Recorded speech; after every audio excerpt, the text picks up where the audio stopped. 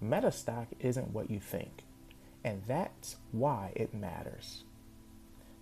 Most people think Meta is just Facebook. That misunderstanding costs investors money. Because Meta isn't a social media company, it's an attention monetization machine on a global scale. Before we get started, take a moment to subscribe if you find this helpful. I deliver clear, relevant breakdowns like this, and your feedback helps me understand what viewers want next. Once you see how Meta really works, the stock looks very different. The misunderstanding. Facebook, Instagram, WhatsApp. That's what people recognize. What they don't see is a system underneath. A company designed to capture, analyze, and monetize human behavior at massive scale. Meta doesn't sell apps. It sells precision, access to attention. That distinction is everything. How Meta makes money. Every scroll, every pause, every click. Those signals feed one of the most advertising engines ever created. Businesses don't pay Meta for exposure. They pay for results. That's why the company continues to generate massive revenue even when sentiment turns negative. Why Meta is hard to replace. New platforms appear all the time. Habits don't.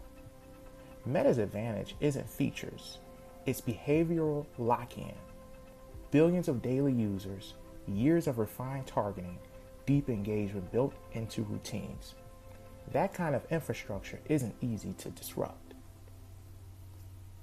Why Meta matters to investors. Here's why investors study Meta closely. It's rare for a company to combine massive cash flow today with optional, future bets for growth. Most companies are either profitable now or visionary later. Meta is attempting to do both, which makes it fascinating to watch. Risks. Meta isn't risk-free. Regulation and privacy concerns, competition from emerging platforms.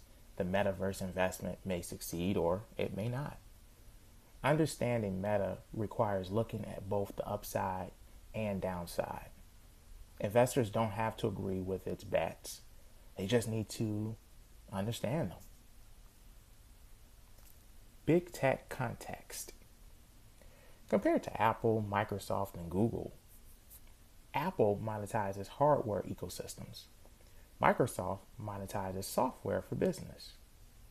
Meta monetizes attention itself.